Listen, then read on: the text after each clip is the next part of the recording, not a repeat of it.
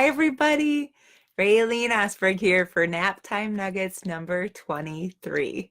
Today, we're going to be talking about ways to stop the power struggles from happening. It's the first in our series, and this one is going to be focused on managing morning madness in magical ways that turn it from a stressful time, a time of power struggles, into a time of joy and connection and success together instead.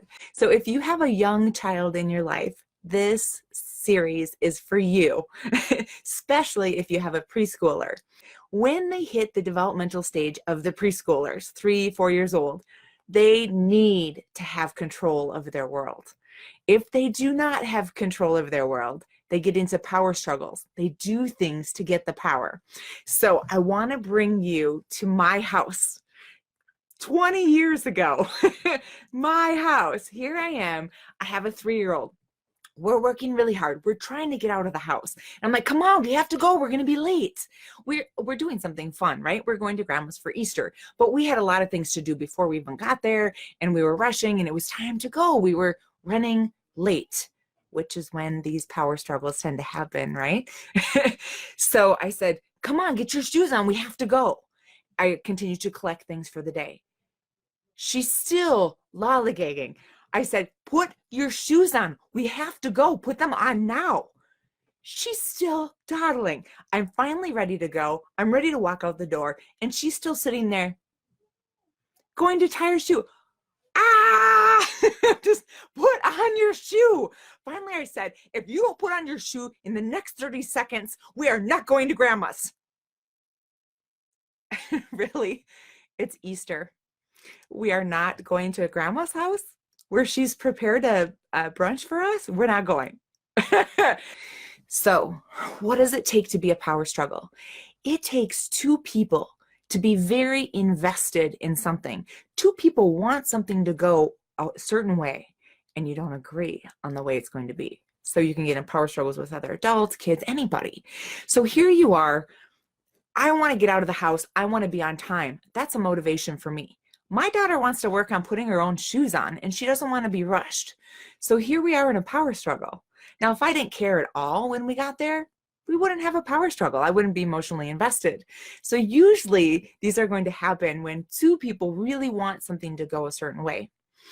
So in that moment that she's not putting her shoes on, I feel like she's out to get me. She is pushing my buttons on purpose, and I am so mad at her, I am ready to go to war. So I threaten her with a logical consequence, or in this case, illogical. We're not going to go to grandma's for dinner if you don't get ready in time. So I have to pull my emotions out of it first. I have to say, you know what? It is not about me. She is not doing it to push my buttons. There's something going on behind it. There's some kind of fuel that's driving it. So what would the fuel be when it comes to morning madness? Do you guys have an idea?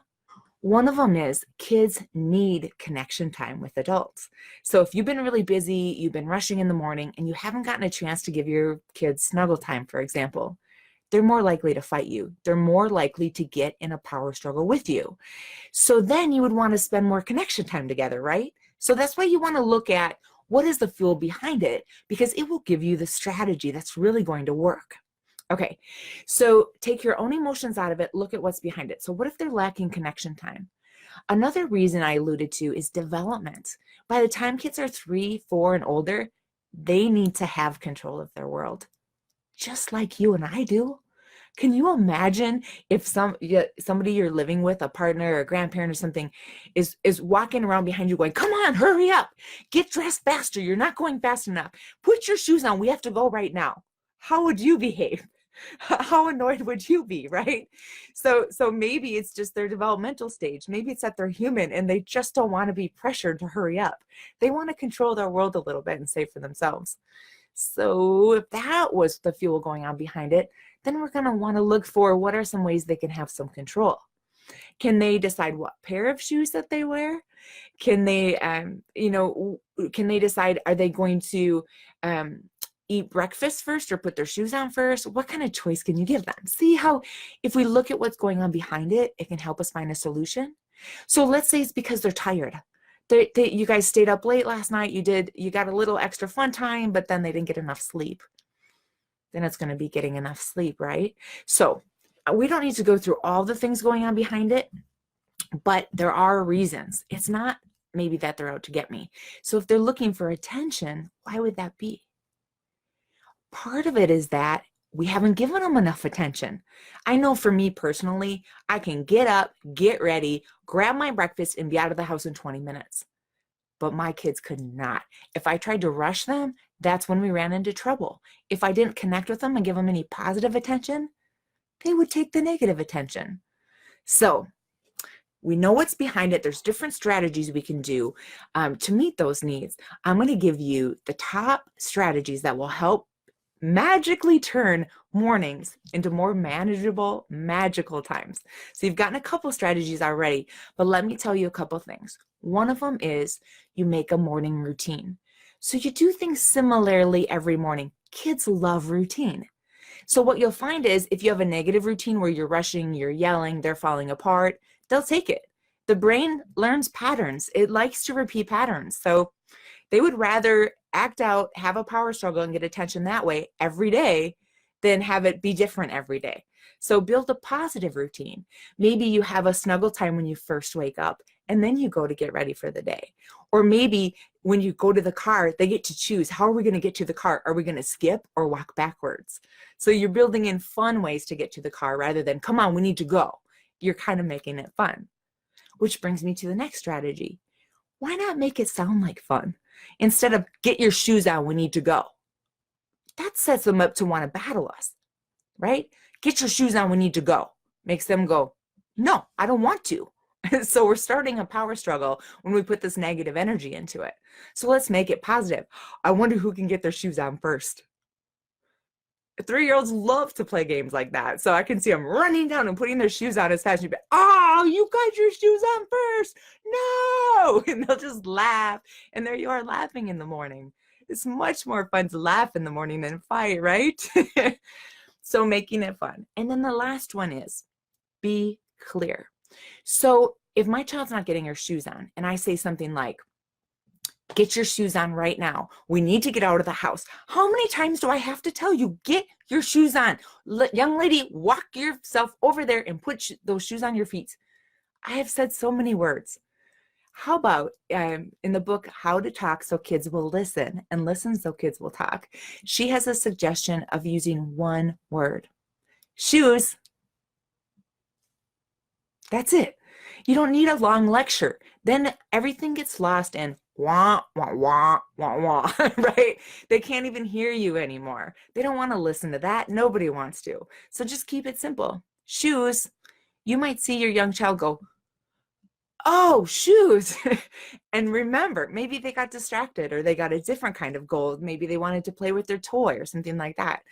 So really, there are things that you can do. So let's say you go, shoes, and they don't get their shoes on. The last thing that I would recommend is that you just repeat. Stay calm because you don't want to get in a power struggle. And if you're not emotional, if your emotions aren't elevated, they can't struggle against nothing. So you just stay calm and repeat. Shoes.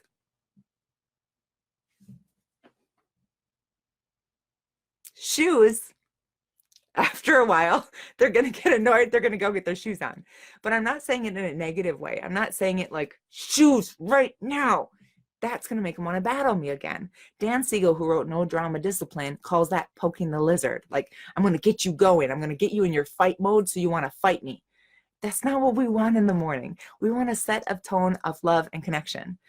So I knew this. I learned these. I incorporated some of these strategies and it started turning my mornings around. But here I do is I'm on a busy day. I'm trying to get out to work. I'm trying to get their stuff, their book in the bag, the things ready for the day. I'm rushing to get out of the house. And here we are stuck in a power struggle again and she won't go. So do you know what I did? I remembered the connection part and realized I hadn't connected all morning. So I went, oh, you sound really frustrated. I've been really bossy today, haven't I? I just keep bossing you around and telling you what to do. Do you need a hug? We haven't gotten to have any hug time today. Come here, let's have a hug. And she goes, yeah. And I go, hug, hug, hug, hug, hug, hug, hug, hug, hug. Doesn't that feel better? Are you ready now? Yeah. And then we got ready and went out to the car. So even if you forget and one morning you get yourself stuck in a battle, you can always jump in with some kind of a connection, something that helps turn the tide. So I'm wondering if you guys have any questions, thoughts, or ideas, but this is what I got today. So to unplug power struggles when it comes to morning mayhem, you have some strategies you can do. Take your own emotion out of it, set up a routine, make things sound fun, build in some connection time, and then be really clear what you want them to do. Those are some ways that you can turn things around. Now, what am I going to do next week? Next week is going to be the second in the series. We are going to look at the most difficult time for most families, nighttime, between 6 and 8 o'clock, that awful time when kids are falling apart. We're trying to get the meal on the table. We really want to have some connection time, but it's just not working. So we just took care of mornings. Boom, you're gonna have an awesome morning tomorrow morning. I know you are. Make a plan right now for a great morning that you're gonna have with your preschooler older, and see which one of those strategies works for you. And let me know. Send me a message. I tried such and such, and this is how it works. So I know that you guys are having a great time trying these strategies and that they're working for you. Just because they work for one family doesn't mean they will work for every family. So I hope you learned something today. I'm glad I got a chance to share it with you. Over and out.